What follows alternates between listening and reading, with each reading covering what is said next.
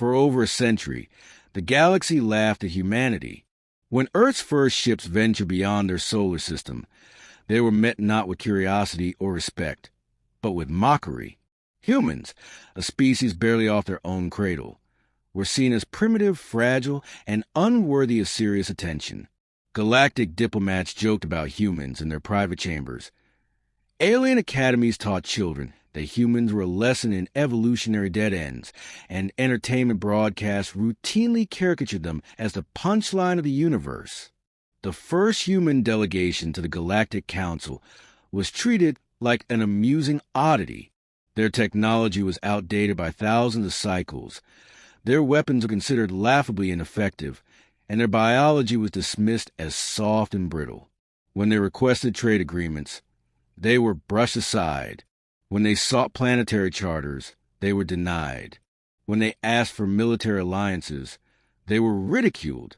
Humans, the galaxy said, had no place among the dominant species. The mockery wasn't subtle. It was woven into songs, jokes, public broadcasts, and even diplomatic records. Alien merchants would overcharge humans simply to see if the humans were too naive to notice. They were. Alien scholars wrote long dissertations about the evolutionary ceiling of Earth species. War-driven empires ran military exercises where the humans played the enemy, always designed to lose. For the galaxy, humanity's existence was a convenient joke that united even bitter rivals in laughter. Humanity persisted. They continued attending the summits, continued applying for trade routes, continued building ships that everyone agreed were obsolete.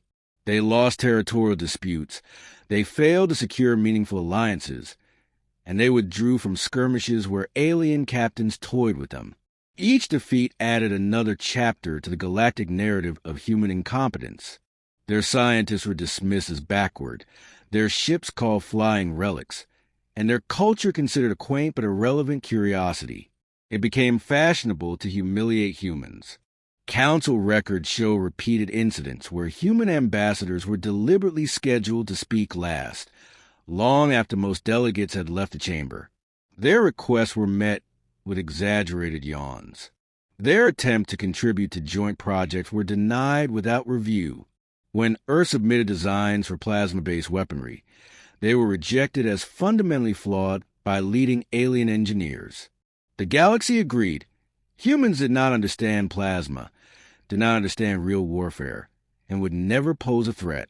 Yet, beneath the ridicule, humanity was listening. They were watching, and they were learning. While the galaxy laughed, humans consolidated their efforts. They stopped pursuing recognition. They withdrew from high-visibility projects. They quietly unified under a single strategic doctrine.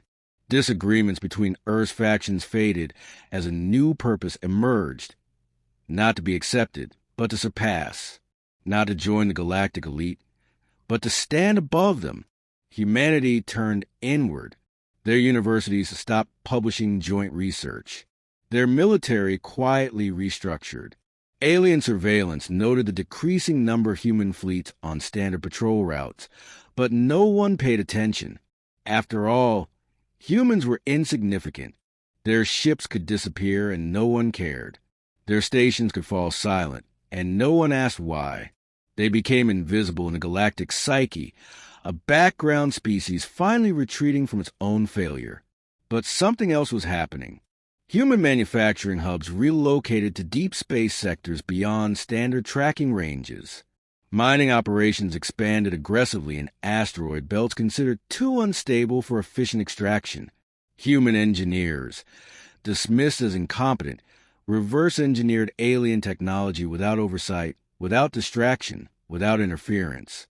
They took the galaxy's greatest achievements and broke them down to their foundations. They questioned principles that alien scientists considered untouchable. They discarded assumptions. They experimented recklessly. They made mistakes, then corrected them. And they built something new. The Council's intelligence divisions occasionally flagged anomalies, strange energy readings, unusual fleet movements. encrypted human transmissions on unexpected frequencies, but these reports were quickly deprioritized. The consensus remained that humans were simply fumbling in the dark, chasing ideas they could never realize. Decades passed. The galaxy stopped tracking human development altogether. Humans became a convenient target for junior military officers to run theoretical exercises against. Simulated battles always ended with human defeat. Alien children learned history lessons that painted humanity as the most enduring joke of modern times.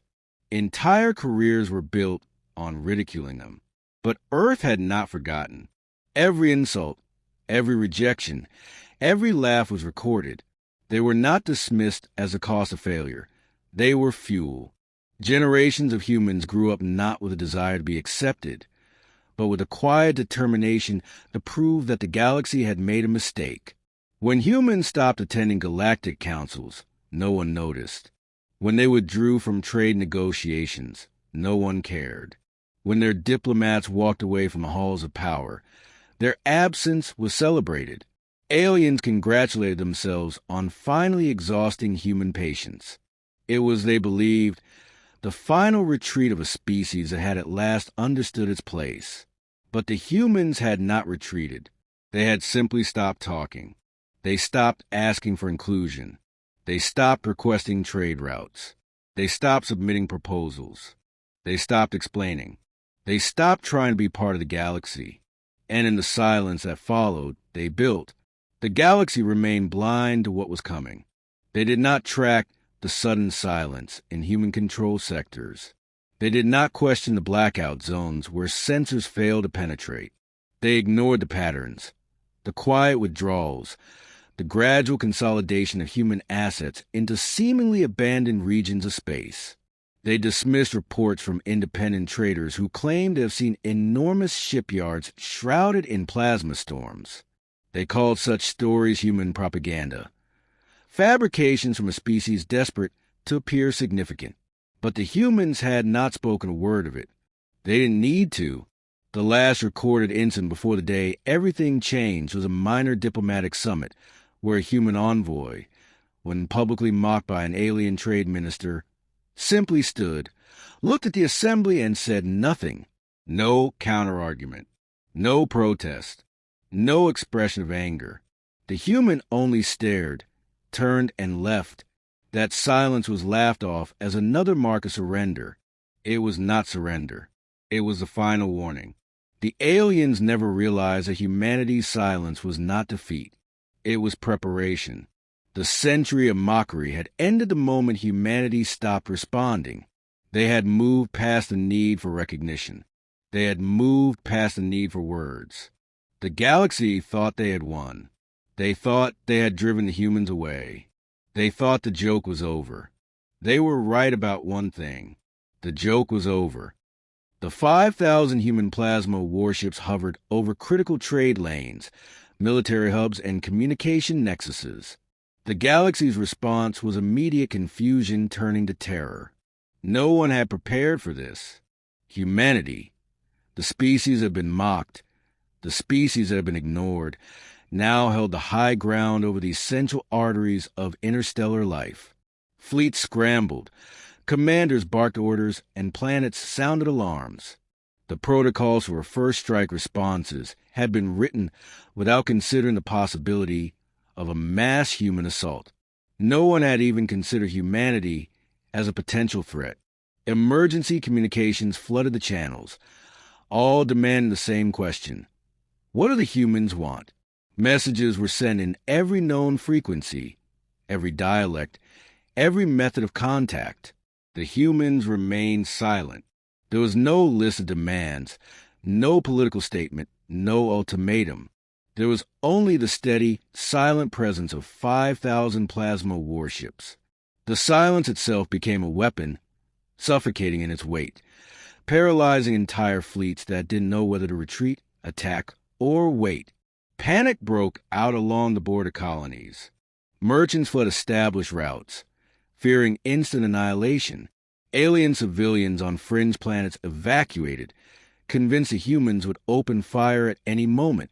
The largest trading corporations rerouted their convoys through longer, more dangerous paths to avoid the human formations. Defense satellites reported the same readings. The humans were not blocking trade in a conventional sense. They had positioned themselves to make all passage through the most critical sectors suicidal. Alien empires convened emergency war councils, calling on every available ship to form response fleets. Still, there was no aggression from the humans. They held position, unmoving, perfectly silent, letting the galaxy suffocate under its own escalating fear. It became clear this was not a spontaneous show of force. This was coordinated, deliberate, and strategically flawless. The humans had not only built a fleet, they had mapped the galactic infrastructure with terrifying precision and now controlled the most vital locations. The first skirmish came not by formal decision, but by accident. A patrol frigate, ordered to investigate the human positions, entered weapons range. It transmitted identification codes and pleas for communication. It was destroyed instantly, not by conventional plasma fire, but by a new variant. The plasma bolts did not simply strike. It appeared to bend mid-flight, tracking the target with impossible precision. The frigate's shielding collapsed before its systems could register the hit. That engagement sent shockwaves through military channels. Plasma did not behave that way. Plasma was inherently unstable, difficult to control, and all known plasma weaponry degraded rapidly with range. But human plasma fire curved, tracked, and reformed in mid-flight, adjusting course with intelligence that alien ships could not comprehend. No one had seen weapons like this. Alien plasma was crude, widespread, and volatile. Human plasma was focused, intelligent, and surgical. A second engagement followed when a group of alien destroyers attempted to flank the nearest human formation. They too were annihilated in seconds, not a single human ship damaged in the exchange. The humans made no effort to collect prisoners. No broadcast followed their attacks.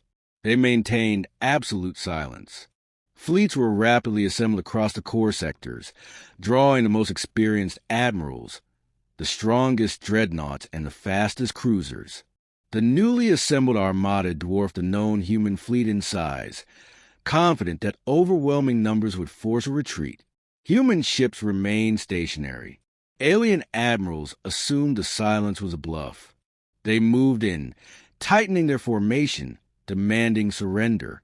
The humans responded not with words, but with action. Plasma strikes erupted from human vessels, moving faster and more precisely than any tactical model predicted.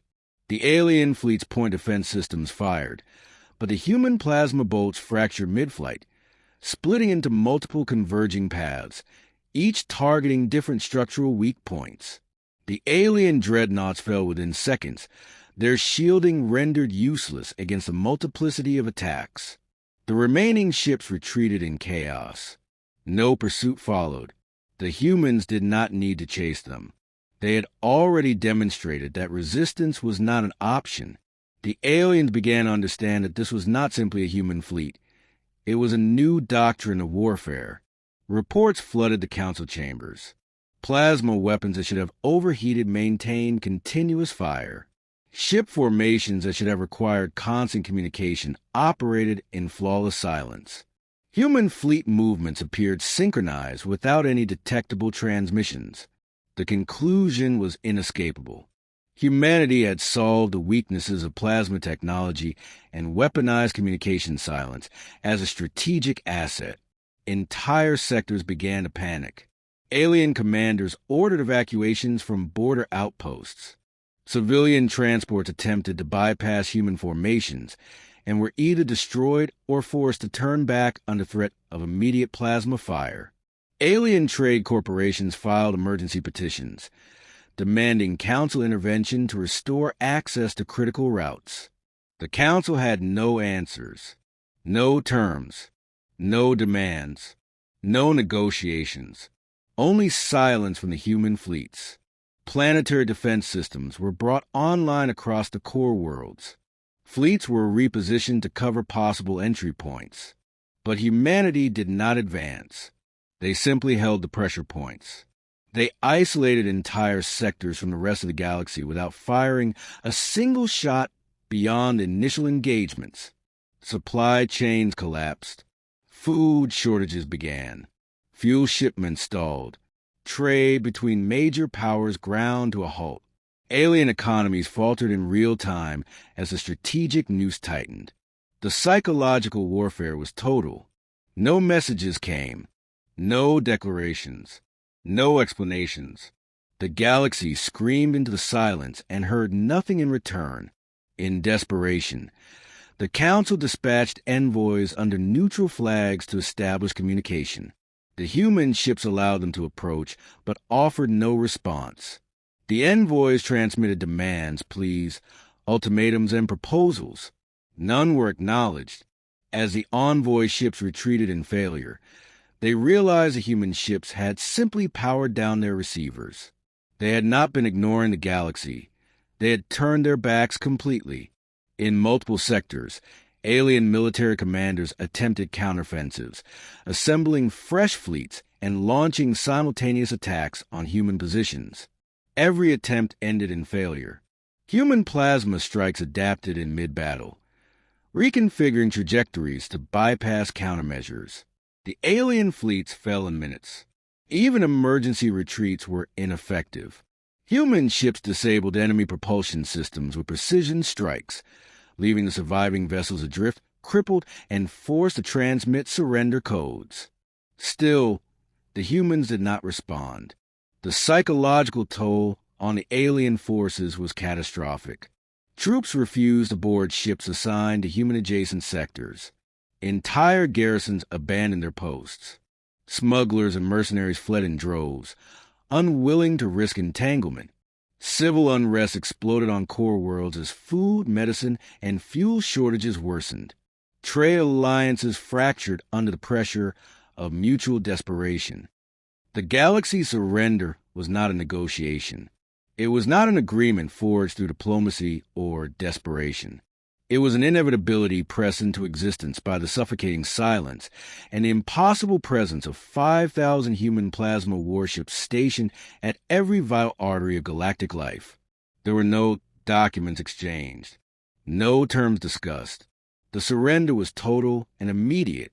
It was a surrender to the undeniable truth that humanity now controlled the rhythm of the stars. Alien species that had once treated humans as background noise now dismantled their fleets without resistance. Massive decommissioning efforts began in every major empire. Orbital shipyards that had produced weapons for centuries were torn down.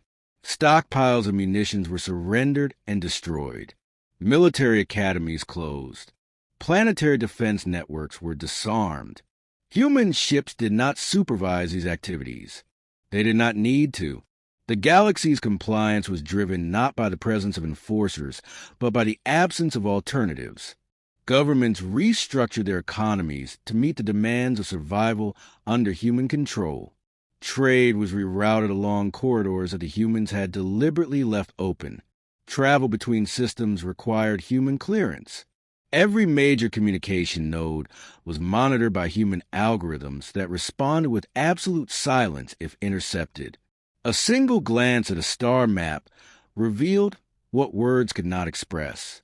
The humans had mapped the entire galactic web and now held the power to sever it at will. Alien populations adjusted quickly to the new order. The memories of laughter faded into a grim acceptance of the unspoken reality. Entire generations were raised under the knowledge that the skies were owned by silent human fleets that had no need to announce their rule. Alien historians erased records of their species' mockery, hoping to distance themselves from the century of humiliation they had inflicted. Statues, monuments, and recordings celebrating human weakness were destroyed. Songs that once mocked human failures were forbidden. The question of human intent consumed the galactic intellectual class. Speculation filled the vacuum left by the humans' refusal to speak. Did the humans seek revenge? Did they desire economic dominance? Were they preparing for a final offensive to eliminate the other species entirely? The humans provided no answers. Their ships simply remained. Galactic scholars scrambled to understand the philosophy that had driven humanity to this point. The prevailing theory had been that humans would either break under galactic ridicule or eventually integrate peacefully. Neither outcome had materialized. Instead, the humans had constructed a doctrine outside all known frameworks. They had abandoned diplomacy. They had abandoned pursuit of recognition. They had abandoned the need to be part of the galactic structure. They had chosen something else entirely. Humanity's actions were neither vengeful nor merciful. They were methodical, cold, and absolute. They had not destroyed planetary capitals. They had not bombarded civilian populations. They had not committed the atrocities that would usually accompany conquest. They had simply isolated the galaxy, applied pressure, and waited until the structure collapsed under its own weight.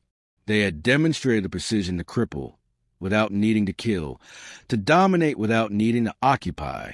Galactic civilizations found themselves living within a containment field they could not escape. Even the smallest merchant vessel, the faintest communication signal, the most trivial fleet movement, all of it was either permitted or blocked by the silent presence of human ships. No one challenged the blockades. No one dared test the edges of human tolerance. No one asked questions when entire convoys disappeared after unauthorized travel attempts. The galaxy adapted to the new order because adaptation was the only path left. As alien societies restructured themselves, their leaders became obsessed with the silence. The humans had spoken once. Only once. And that message had carried more weight than centuries of galactic posturing. You laughed. We learned. That was all they had said, and that was all they needed to say. Alien scholars dissected the phrase, desperate to find hidden meaning, to extract warnings, to predict the boundaries of human patience. No patterns emerged. Human behavior defied the frameworks of the known empires. They did not expand their territory. They did not demand tribute. They did not enforce human laws upon alien societies. They remained distant, ever-present, but not interfering. The galaxy realized too late that the humans had never wanted seats at the council. They had never wanted shared governance. They had never wanted to be understood. They had wanted to be unchallengeable. Every attempt to engage the humans was ignored. Diplomatic missions sent to human space returned with no responses. Signals transmitted on every known frequency received no replies. Proposals of trade, alliance, or even apology met with unbroken silence. It became clear that humanity had already made its decision and would not negotiate with those who had once laughed at them. The human strategy was now fully understood. They had weaponized patience. They had perfected the art of silence. They had rejected the desire for acknowledgement and had instead focused on building undeniable strength in isolation. They had chosen not to be heard, but to be felt. Alien fleets, now hollow shells of their former power, patrolled their own sectors with the quiet knowledge that they operated at the mercy of human approval. The once proud empires now survived by navigating the gaps left in the human web. The galaxy's economies operated under an unspoken rule. Anything that moved did so because the humans allowed it. Civilizations that had once laughed at humans now measured their days by the presence or absence of human warships in their skies. In the private archives of surviving empires, a forbidden truth circulated among the highest ranks. Intelligence reports revealed that humanity had not deployed its full force. The 5,000 plasma warships were only the visible edge of a far larger fleet still stationed beyond known space. Human shipyards had not stopped production. Their manufacturing hubs continued to expand. Their plasma technology continued to evolve. Their silence was not the silence of complacency. It was the silence of restraint. The alien leadership understood the horrifying implication. The humans had the power to erase them completely, yet chose not to. The silence was not only strategic, it was conditional. It was a test to see if the galaxy could survive under the weight of its own past mistakes.